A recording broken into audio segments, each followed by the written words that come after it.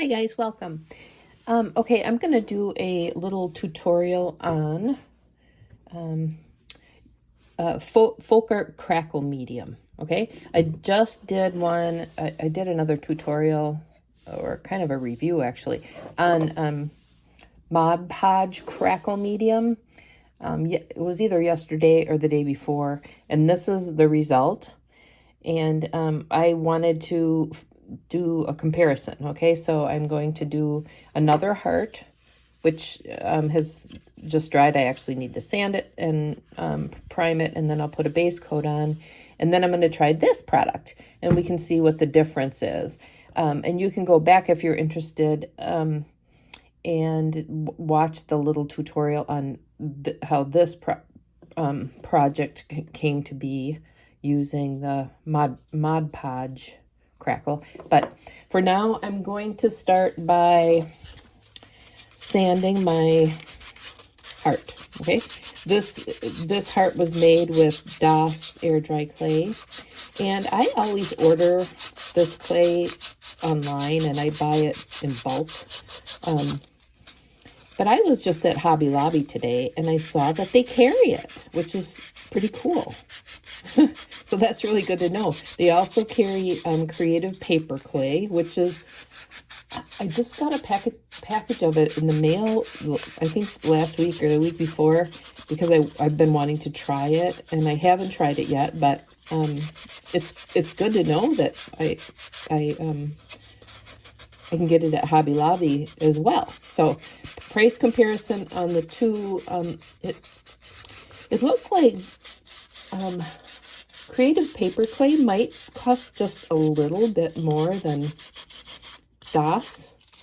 Maybe it's worth it. I don't know. I've been using DOS for years, and I love DOS. Although I did a animal sculpture recently, the bunny, and I used Jovi, which was new to me also, and I really liked that for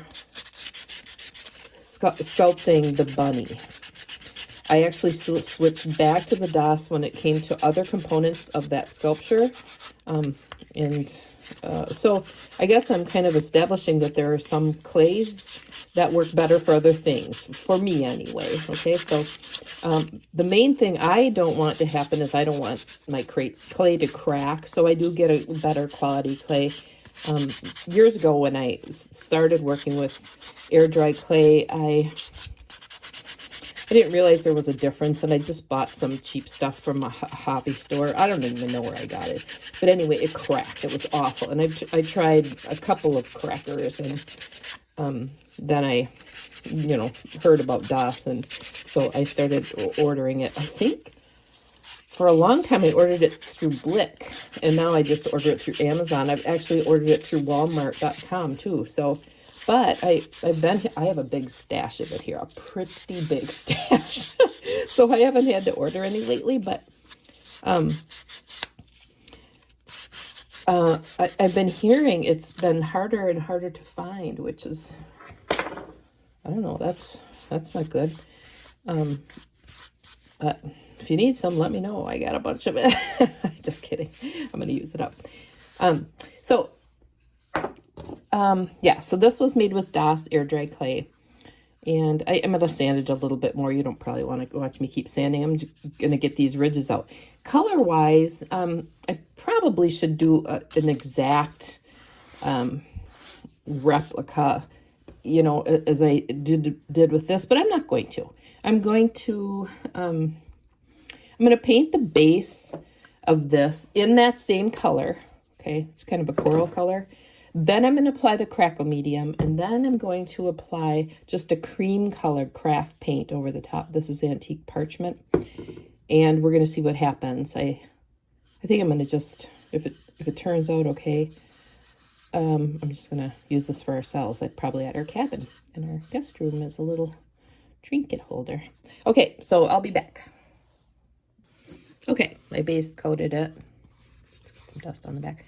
But yeah, it's base coated twice with this sample pot of, this is Dutch Boy Premium Plus in Eggshell. Okay, so that's another thing. I'm not really sure if the sheen would make a difference. That could be a test for another day. If the sheen would make a difference on how well things crackle. I wonder about that sometimes. But anyway, we supposedly have an eggshell finish here, right?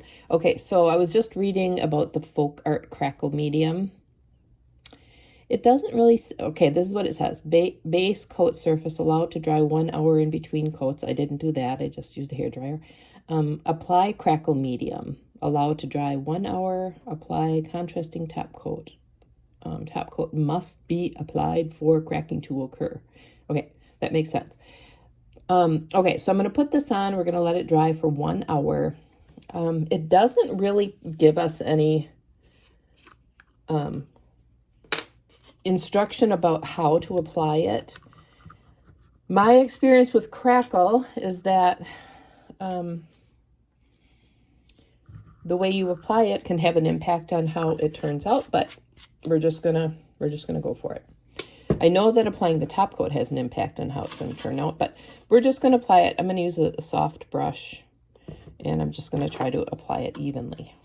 Okay, I'm just going to do the inside of this heart. So if you saw my other tutorial on, or review, I don't really know what to call it.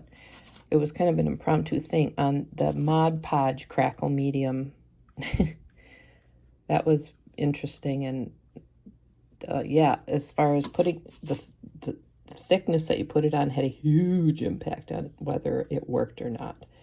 But I'm just going to put a nice layer, even layer of this on there. It seems to be self-leveling, which is good. So there's some bubbles. There's nothing I can do about that. So we're going to let it dry for an hour, and then we'll apply the top coat. Okay, so it's been an hour. This is fully dry. And now we're going to add the top coat. Okay, again, I'm going to be using, it's just craft paint. This is Apple Barrel Antique Parchment. Okay, so in the past, when I've done, and I've done a lot of crackling, but the thing is when you put the paint over the top of the crackle medium, as soon as you put it on, normally the crackling process starts to take place. So you have to be very careful not to disturb it, you know, because it's, you know, if you're painting, and then you go over it again, this might already be starting to crackle and you've disturbed it, and then it gets all messed up. So a lot of times when I apply the top coat over the crackle medium, I will use a sea sponge. And I have one here that I thought about using, and maybe I should, but instead what I'm going to do is I'm going to use this soft-ended round brush, okay? So I can pounce it, and I don't know if this is the right answer, but this is what we're doing, okay? Versus pulling it with, you see this here? Pulling it with a brush, okay? So I'm going to try to get it on and then leave that area alone.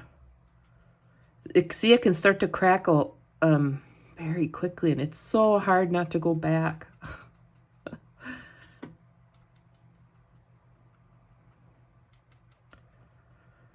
Because you think you missed a spot, and actually what's probably happening is it's starting to pull apart already. So I'm just not going to just try to keep moving here.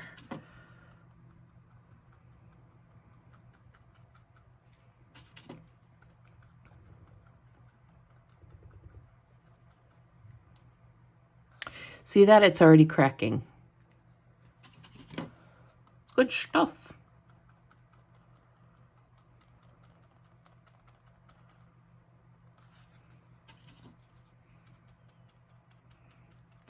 And this is the type of response that I'm used to getting. That's why in the other video when I was using Mod Podge, I was just so dismayed. I was just having so much trouble. So yeah, this is what should happen. And depending on how thick you put the paint on, will have an impact on how big the cracks are. So if you put it on really thin, and I'm putting it on relatively thinly, I think, and the cracks are pretty small. So you see that? See what's happening? If you put it on much thicker, the cracks are bigger. And that's why, you know, I could put it on kind of consistently with this, or with the sea sponge, where if you're using a brush and you're pulling it over, you're overlapping, you know, kind of seams, and then where it doubles up, that is going to crack differently. So it's best to just kind of consistently put it on with some kind of an applicator versus pulling it like this. Does that make sense? But anyway, yeah, it's working. Pretty cool. Okay, I'll check back in 10 minutes. Okay, it's dry. So this is the final finish using the Folk Art Crackle Medium. And it is a matte finish. Well, and that's mainly because I just used this craft paint matte. It's a matte finish. And I would consider this a pretty delicate finish, so I'm going to put a clear coat over the top. In comparison, this was the Mod Podge finish. It's very glossy. I haven't sealed it yet, and I may not. I don't even think it really needs it, because the Mod Podge itself is, you know, really durable stuff. But we'll see. I like the way it looks. It looks kind of goopy. I like that look. So this is the difference. If you like the more consistent, smaller cracks, and you end up using the folk art, but you like the shininess, then I would say put a semi-gloss finish over the top. If you like the matte look, but you still want to seal it, then use a matte or a dead flat varnish as your finish. Then you won't have shine, but it still will be protected. Okay, so I hope this was good for you to see. Thanks for joining me.